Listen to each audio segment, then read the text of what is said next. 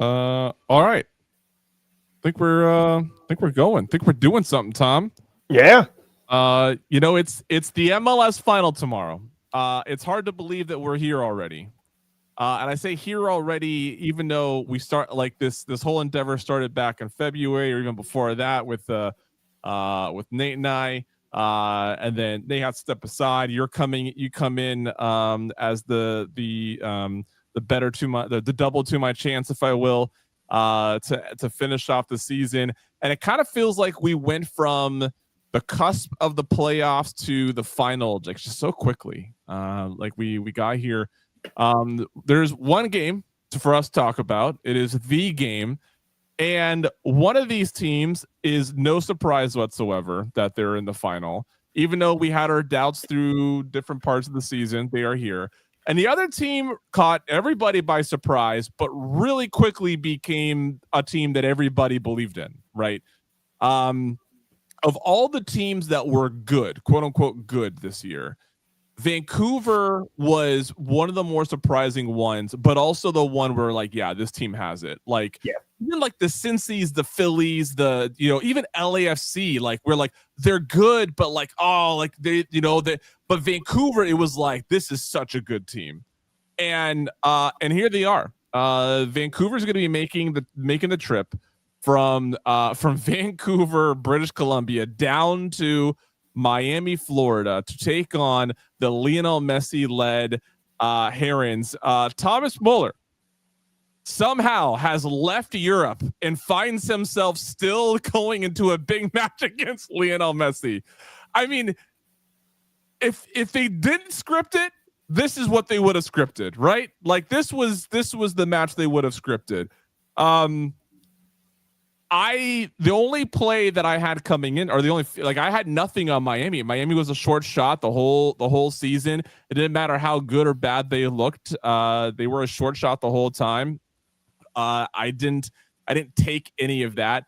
I should have followed Nick Diani, who when he earlier in the season was like, "Hey, Vancouver is 16-1 and they look really good." I didn't hop on that bandwagon, but earlier in the playoffs, I did take Vancouver at almost plus 525. Essentially, Tom, this was my hedge to get off of the LAFC bet. I had a big position on LAFC. They played Vancouver. I knew Vancouver could best them. LAFC had every opportunity to win that game and couldn't do it. So fortunately, I come into the game with this. Tell me, Tom. I know you have some plus three. What'd you get? Plus 320. Yeah. How good do we feel about this? Like this is such a good Vancouver team, but doesn't it kind of feel like it still may not be quite enough? Like Miami looks so good right now.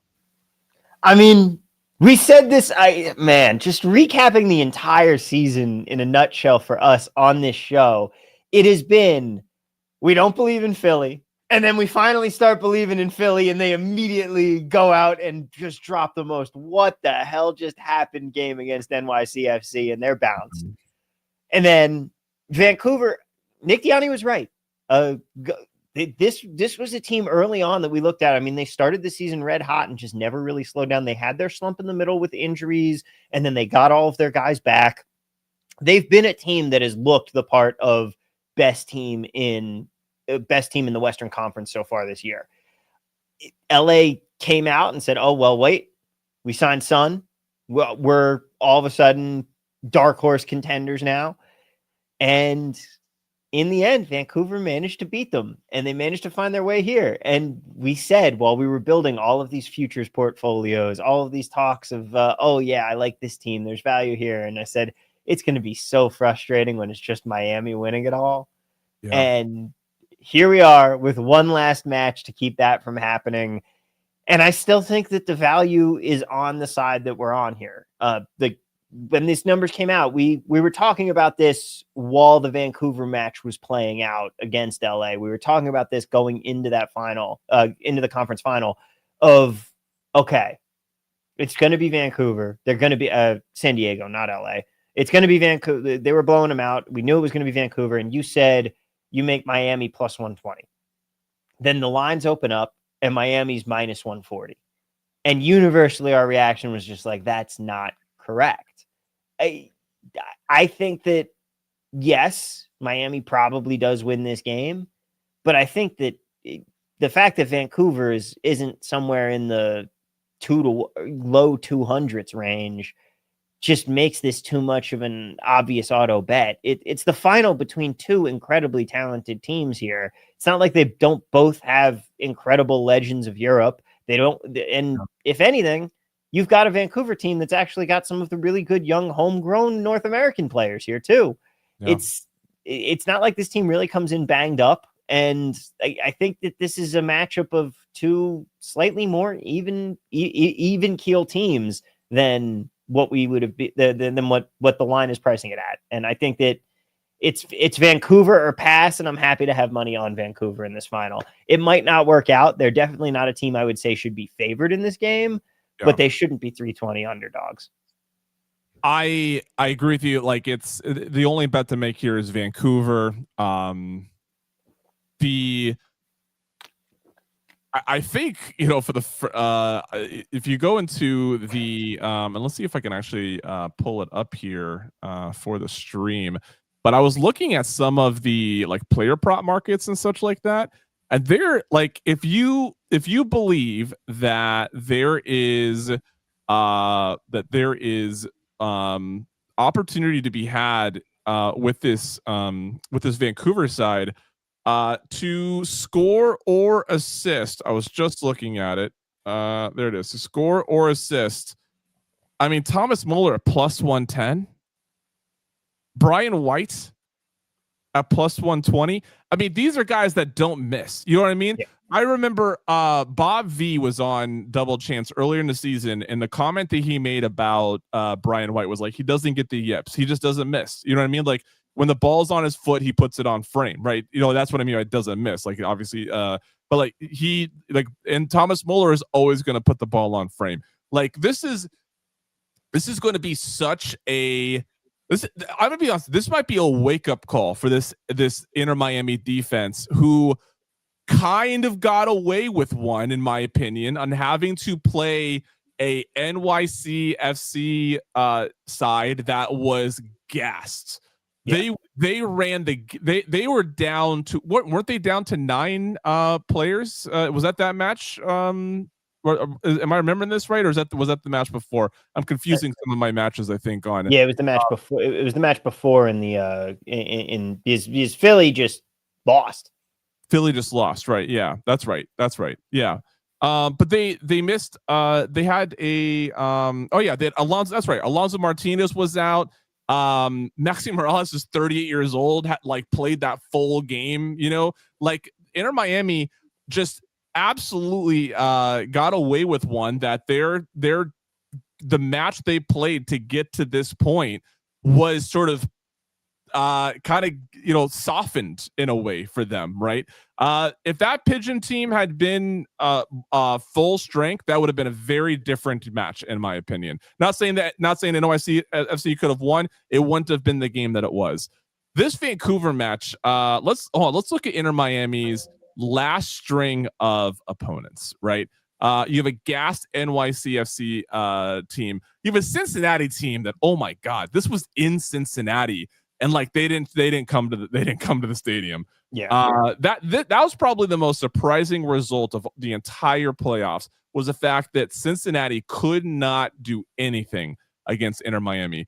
Nashville, and the flip side of that is, we're saying, okay, well, Cincinnati played terribly, but that means Miami absolutely manhandled what was a very impressive Cincinnati team.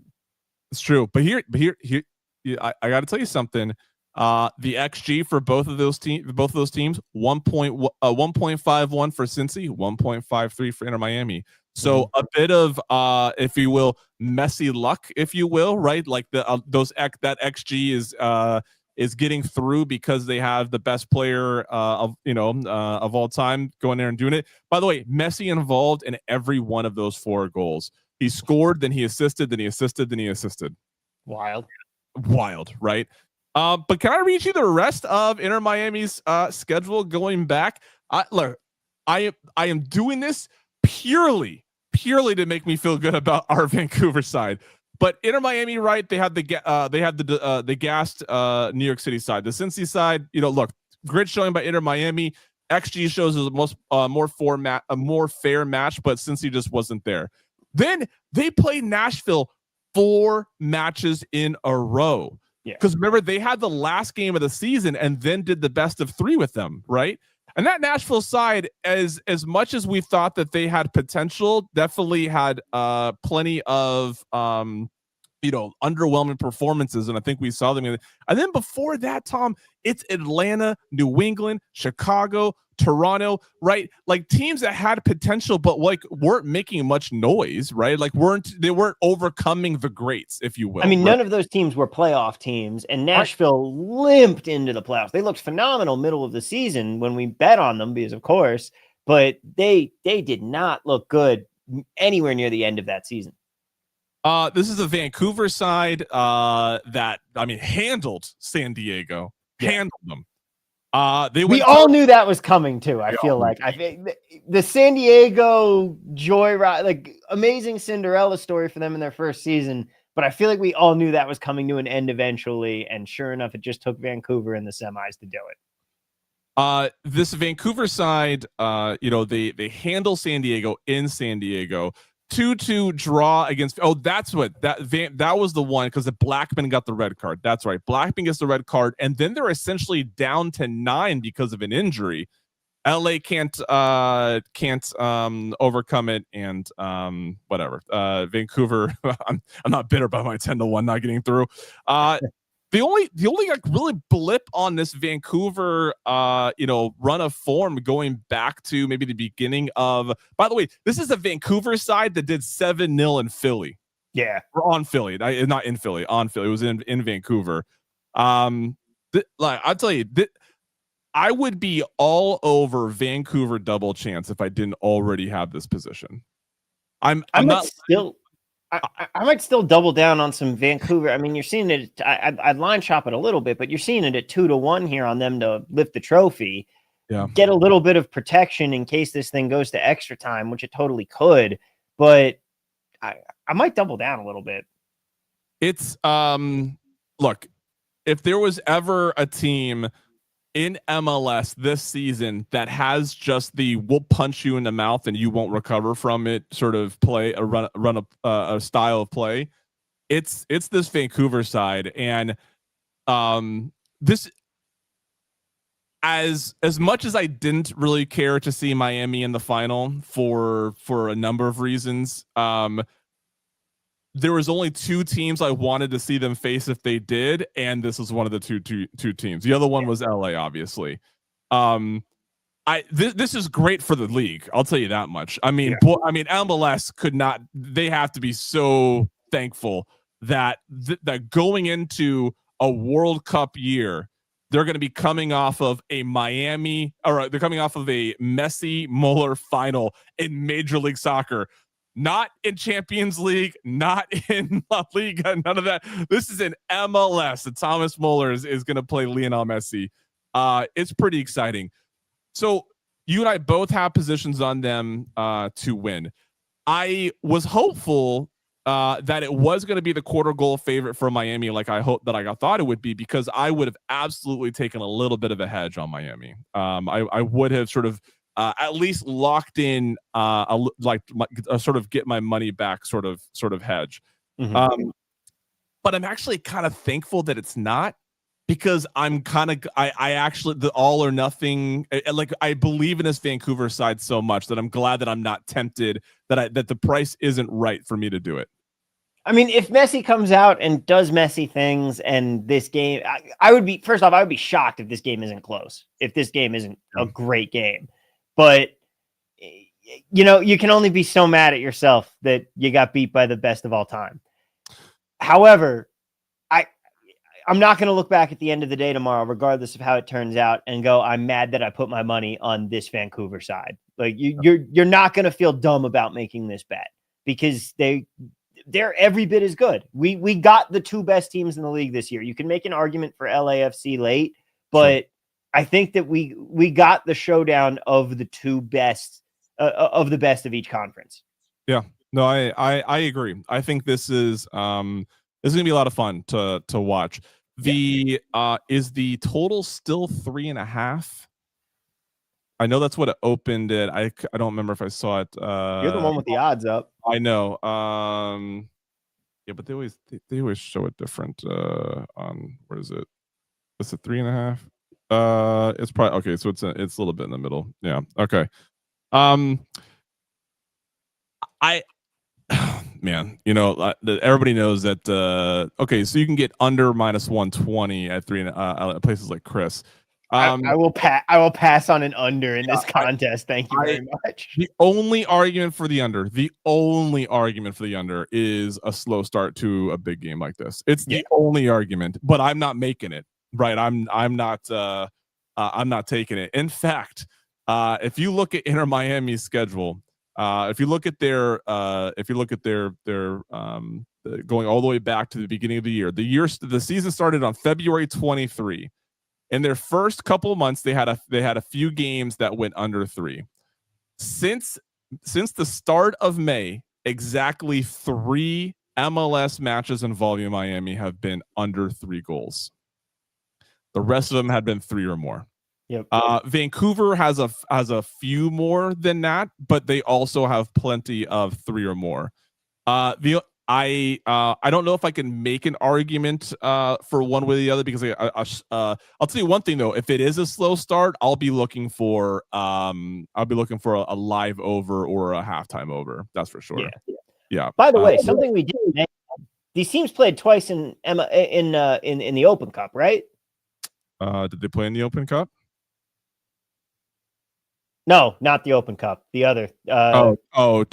CONCACAF Champions. Yeah, they played in the CONCACAF Champions Cup, and because Vancouver wouldn't play in the Open Cup? Vancouver won both games. Vancouver did win both games. That's an excellent point, Tom. Like, Vancouver has the head-to-head in this contest.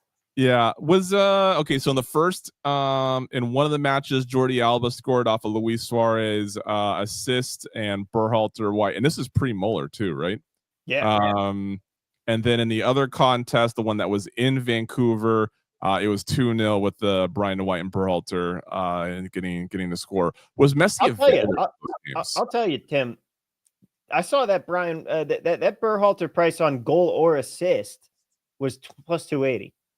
What did I? Yeah, you're right. That's a pretty crazy number. That is a good number for Berhalter. Yeah. What's his to score a goal number? Anytime goal score. Where's he at? Berhalter plus 650. Oof.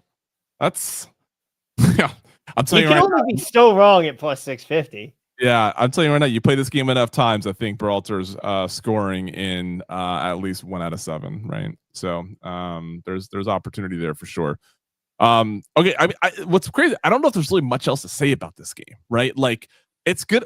It's going to be a phenomenal game. Like, I can't imagine this game is boring. It's one that we don't want to watch.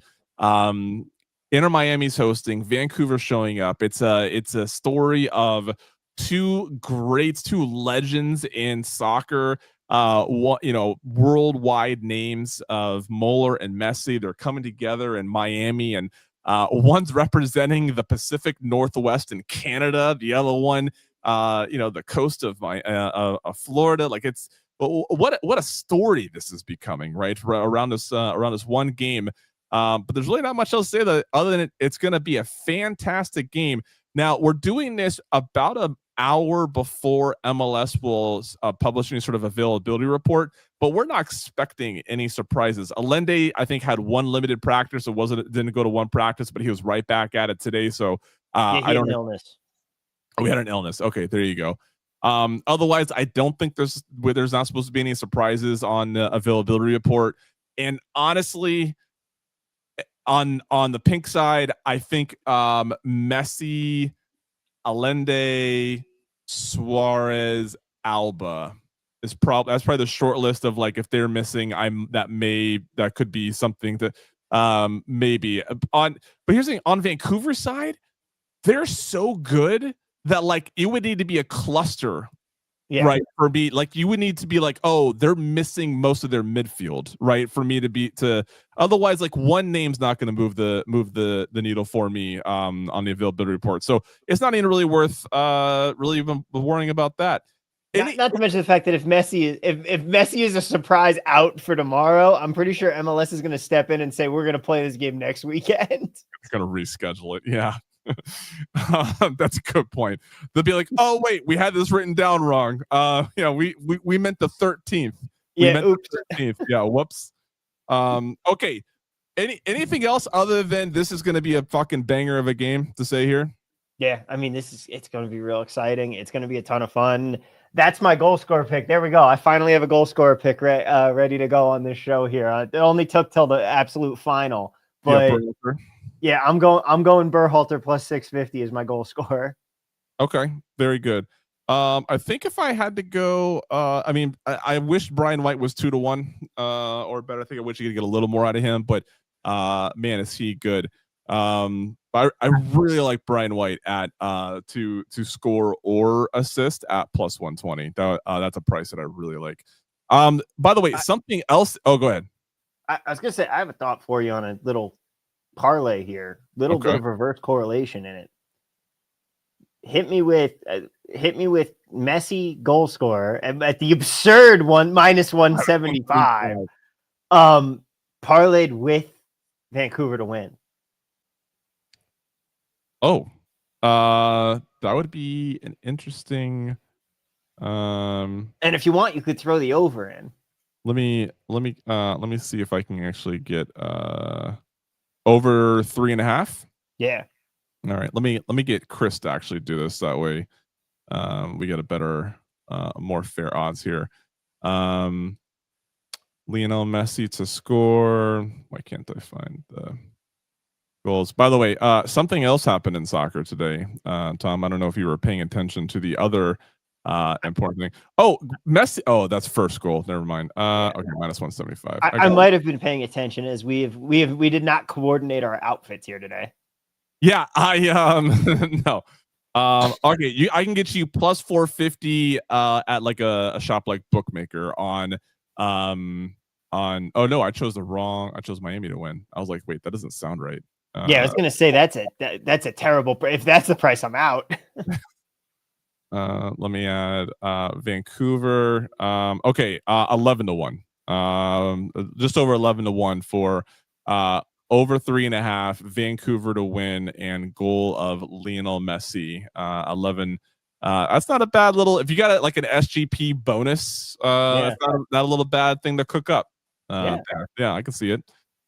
How much? So I was watching the Men in Blazers stream during the draw. So I didn't watch the draw itself. I watched the Men in Blazers show while they were because the draw immediately became painful to watch, and so I needed entertainment over that, and it provided.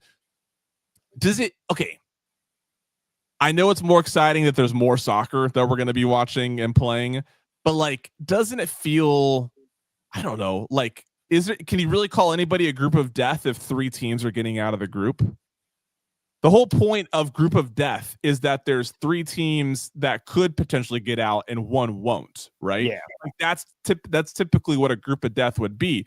But if 3 teams are getting out of the group, can you call any of the groups group of death unless you truly believe there's a group that has 4 teams that should be getting out of the group?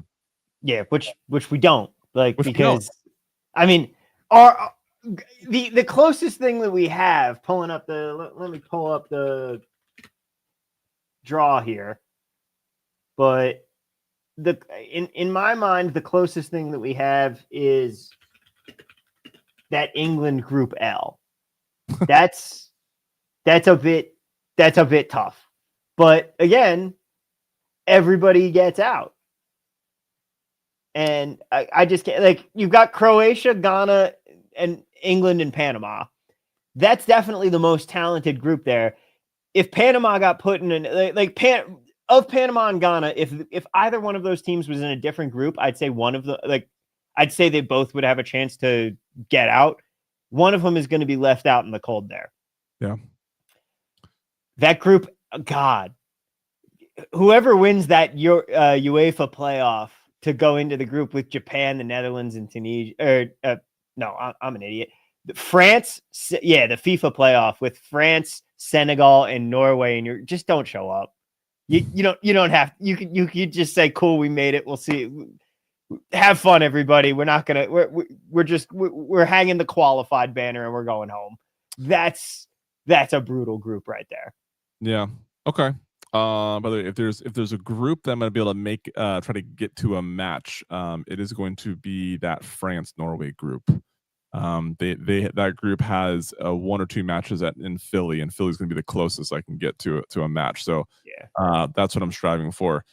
I might try and make it out to one of the USA matches because over here on the West Coast, much easier for me. So I might try and make it to LA or Seattle or something. Well, I hope you do, brother. Look, we're both wearing USA kits because we're both American, and look, we want nothing more than for the USA to be competitive, so people will just shut up about the United States. But we want it nothing more than to be competitive. I mean, this feels like we can get out of our group. If we don't win this group, send Poch to Gitmo. Sure, right. Like, if we don't make it out of this group, just stop playing. We're done. Just wrap it up. Stop. The dream is over. We can leave it be. We got this 2002 South Korea treatment here. Like, are you kidding me? we got Australia. The instant, first off, the instant they were handing Trump a peace prize, I was like, oh, okay, we're getting the treatment here. And then Shaq pulls out Australia out of that pot too. Yeah. And I'm like, all right, we're all good here. We don't have, like, we're very clearly getting a favorable draw, and it just continued to be favorable from there. Like, you couldn't really have asked for a better group than what we got here. Yeah. Turkey, if Turkey wins the playoff that then gets them into this group and qualifies for the World Cup and gets them into this group, they're the only other side that I think that could, like, you know, like if they draw against, if they can hold the U.S. to a draw and up, you know, like they could potentially upset that. But the U.S. is definitely gonna, you know, of course you want to win the group, but being able to win the group and then face a third place of whatever group we get matched up in the knockout stage, that's going to give the U.S. the best opportunity, you know, to make a run. I haven't looked at any of the odds yet, so I'm not gonna say anything on that. But the World Cup is around the corner. What is your what is your excitement level for this World Cup with this structure, this many teams? Like, I know we're anticipating it, we're excited about it because we're soccer enthusiasts, especially from a betting angle. But like, can you still get like hyped up into this, knowing like all right, 3 are gonna get out of the group? Like, you know, like how many of these like worst teams in these groups are really going to make any noise? I'm finding a hard time like really getting as like into the like, oh, who's gonna make it out of the group, who could, because of the format. Do you feel the same way? Yeah, I mean, the argument that, oh, it's good for the game, it's good for growing the game because like Haiti gets to show up to the World Cup. Like, I'm sorry, it's fun that Curacao made it, or as Wayne Gretzky said, Caraco. Oh, Wayne was killing me that whole draw. He got all of the toughest names. He had no idea what he was doing. And say one of them, yeah. But that Curacao Germany game might be 20-0. Like, that could be USA Thailand Women's World Cup level. Yeah. Like, I'm with you. It's cool to see these other countries represented, but at the same time, like I also want the group stage to be a little more of something, right? I want there to be a sweat on a, you know, whether a country gets second or third and can make it out of the stage. Italy, it's just too much. We got you got Cape Verde makes it for the first time ever. Congratulations, you get to go play Spain. Have fun. Who is still Italy, right? Is still in a playoff. Yeah. Tell me, are they going to make it, or are they going to find a way to not qualify for the World Cup again? I mean, they're currently on DraftKings at 30-1 to win the World Cup. Okay. If you want 30-1, just mail me a check. I'll honor that. I'll book that action. He requires a check up like, front, though. Your credit's not good with him. He requires a check up front. Yeah. But man, they could miss a third straight World Cup. They have done a horrible job. Like the fact that they're in this spot as it is, there's no guarantee that they make it out of this playoff. They should, but even then, you're getting drawn in. That's gonna really start to determine a group of death here. Because what do they go into Group F? Are they the playoff B pot? I have not looked at. I think that's right. I was barely paying attention to who was in what as I was watching the stream, but yeah, that sounds right. Yeah. So you're like specifically going on Italy here. You're the one that goes in. That becomes a brutal group. You got the Netherlands, you've got Japan, you've got potentially Italy, and then Tunisia. That's a really rough group. Italy could be the third place team out of that group if they even make it. They have lost games to worse teams than Tunisia. Like not by much, but they've had some really bad ones. They're just not good. Yeah. I think that's one of the big wild cards of the teams that can really make it. But I might also be mistaken about that. No, I'm dumb. I take that back. They're in Group B. Because if Italy makes, Rob Pizzola was tweeting about it. If Italy makes it, Canada's opening match is Canada, Italy, and Toronto. So they're Group B. Oh, that's a fun one for him to be nearby, huh? Oh yeah, yeah. But yeah, so they're Group B. There, it's Canada, Qatar, and Switzerland. You better be able to beat Qatar if you're Italy. Yeah. But again, you've lost to teams worse than Qatar in this World Cup qualifier. They shouldn't miss their third straight World Cup, but they could. And they're really the only big name that you're kind of sitting there looking at like, ooh, this could be pretty rough for them. Of the other guys, like there's absolutely zero value on them at 30-1. I'd rather have Norway at 28-1 to win the World Cup than them. And Norway is just like they're going to go as far as Haaland can carry them. It is going to be fun to see like just how much is he able to how much is he able to do, and it's going to be interesting like how much will it not matter what other teams do to stop him, right? Like that'll be what's really fun to watch. But it's not like they haven't impressed in qualifiers. Honestly, a lot of bias here. I think the biggest value is on I hammered USA 80-1 as the draw was coming out. Yeah. Like it became very clear that we were getting a very terrible group that should be a free ride through to at least the round of 32. Your round of 32 game is going to be against a third place team. And then from there, you've got Belgium, most likely. Yep. So I saw someone mapping it saying that we would end up with Belgium, which is, it's not the Lukaku prime years, right? Like that's not the Belgium we're playing that we'd be playing. Like that's a beatable Belgium team in Seattle. And then from there, you're most likely playing maybe Spain or Portugal, which like by the time you're at the quarterfinals, you're playing a good team no matter what. Brother, if United States of America is in the World Cup on the quarterfinals playing Spain or Portugal, let fate come as it may. You know what I mean? I of course will be devastated if and when they lose that match, but man, what a good problem that'll be if we're in the quarterfinals of the World Cup playing Spain or Portugal.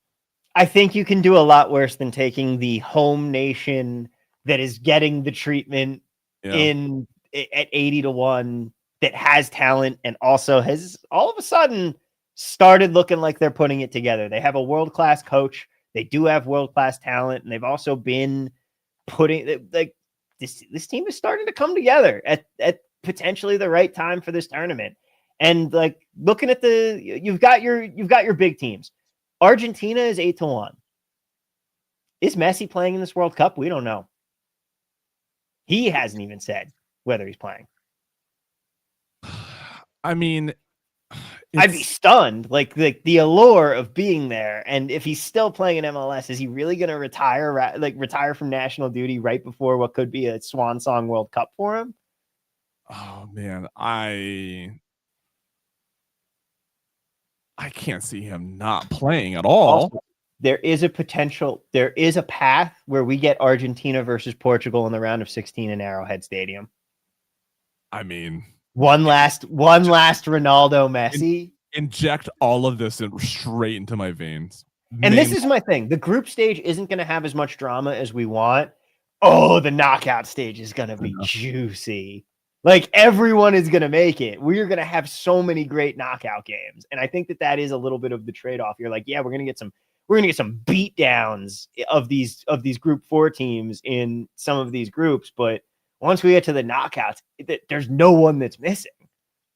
I might just conveniently take my parental leave for when my over the summer. You know what I mean?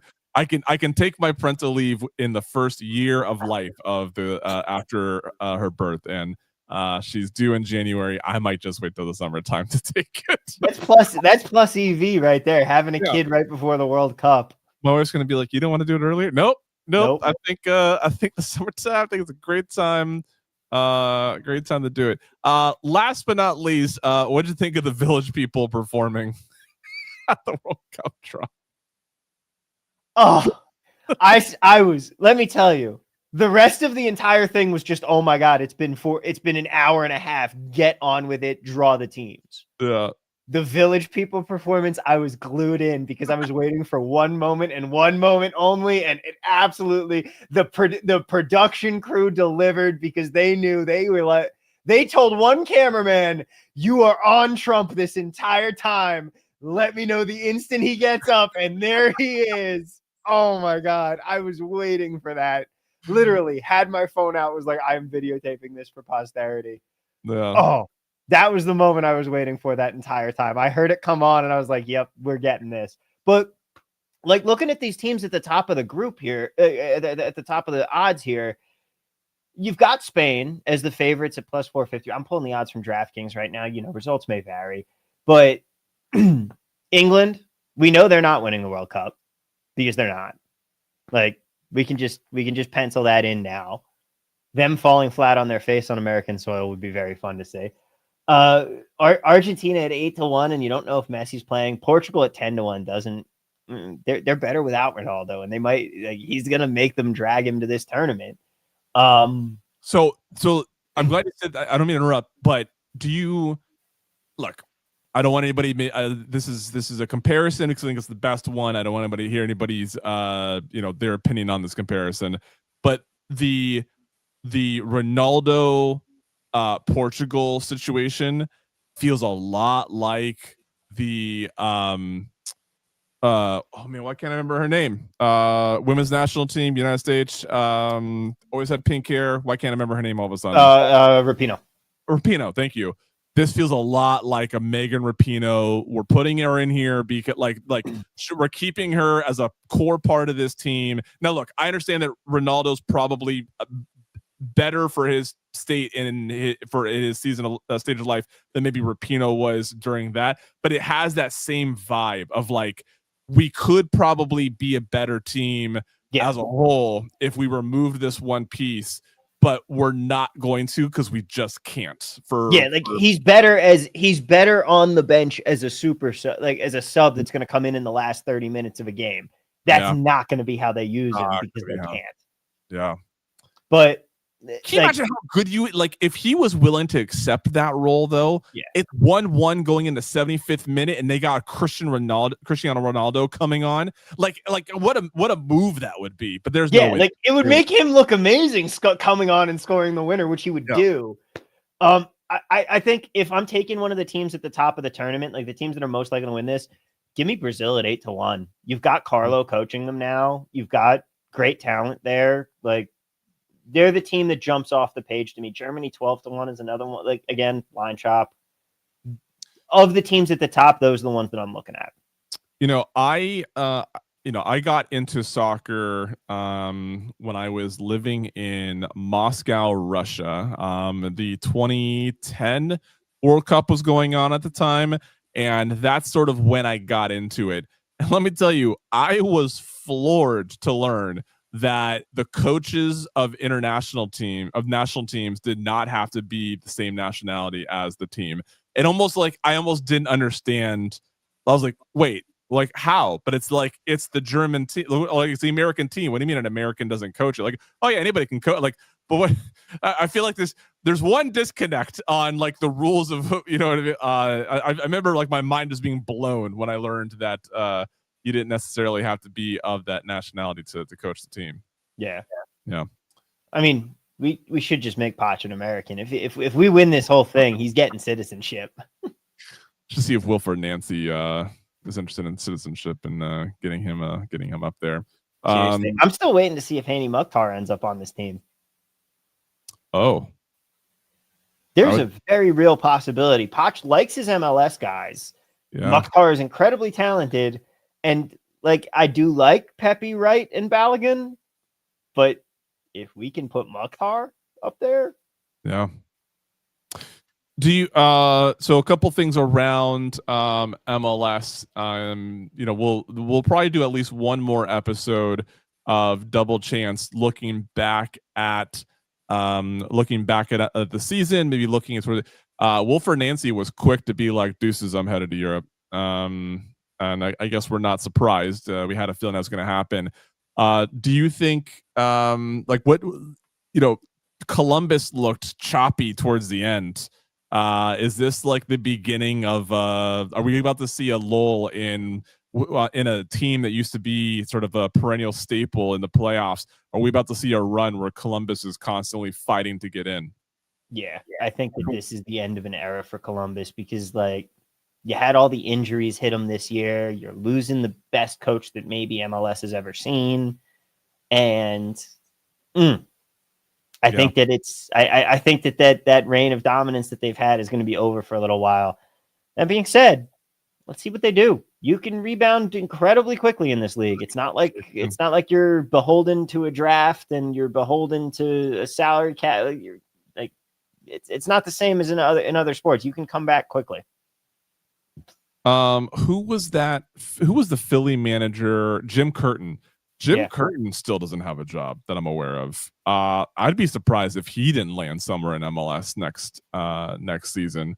Did Columbus announce a replacement, or is that possible? Not that I've seen. Yeah, not that I've seen, but yeah, that's he's someone who's out there. Michael Bradley might take the Red Bulls job. Ooh, that'd be interesting. Yeah. I'm gonna ask you this question again the next time we do this, but we can end on this question. Over the winter so between now and the beginning of MLS, will we see it's gonna be a weird way of putting it, but I think you're gonna understand. Over under Sung Hoon Bin signing in MLS. Like, do we see it? Could we see a signing? Well, I won't say over the next between now and the next MLS Cup. Do we see a signing that is more like we'll never see a Messi signing, but will we see another Son signing? We'll never see a Messi signing. I mean, what I mean, like he is the signing. He is the signing. That's what I mean, right? Like, I mean, Ronaldo could come. Yeah. Don't tease. Oh man, you're telling me Ronaldo doesn't play in that World Cup over the summer and goes, maybe I want out of the desert, even though they're paying me the mega bucks, but I can make mega bucks in America too. I mean, that's kind of the one of the better parts of this World Cup, right? Is we're showing all these players. Look at all these great places you could good play. That's why I'm slamming the over on someone more talented than Son Heung-min is going to come to MLS before the next MLS Cup. Okay. You've got the World Cup coming in. You're gonna there is going to be some player that is playing on one of these teams and goes, "Ooh, I'm taking an early move. Like I get to get out of Manchester. I get to get out of England. I get to get out of one of these countries where I'm playing. And yeah, I'm making just as much money, but I'm stuck in one of these and I could come here and play in sunny Los Angeles or Miami or New York or Chicago. Pennsylvania. Huh? Or Chester, Pennsylvania. Yeah. You're telling me somebody's not going to come to Levi Stadium and be like, "Ooh, I want to come play in San Jose." Yeah, no kidding. Man, Bruce Arena's getting some European talents. I cannot wait for the odds to come back out because San Jose is going to be a long shot again, and I'm going to bet them again. It's the only good part about them not making the playoffs is it means that they're going to be at a long number again and be bettable again, and probably presumably be a better team. I mean, I'm a little worried about that better team thing, but that's a conversation for another podcast. Oh, okay. Well, we'll talk about that in our MLS wrap up. Yeah. Tom, this has been fun, man. I appreciate you stepping in for Nate for the second half of the season. We've got a lot of great feedback. I don't know what this double chance show looks like going into next season, but we'll do at least one more of these, and I'll let you take us home one more time. All right, ladies and gentlemen, thank you so much for tuning in and being with us here. As always, we appreciate it. You know the drill. Hit that like button, hit that subscribe button, leave us that 5-star rating and review. Best of luck in all of your finals, futures, and more tickets in this last game that we have going on tomorrow. It has been a pleasure riding along with you here this season. Like Tim said, we're going to do a wrap-up next week for sure. Hopefully bring on some other familiar faces that we know and love. It'll be fun to do a little roundtable and really talk to everyone, go stroll down memory lane for the season. But for now, that's going to do it for us here. May the notifications be for good goals only. We'll see you next week. See you guys.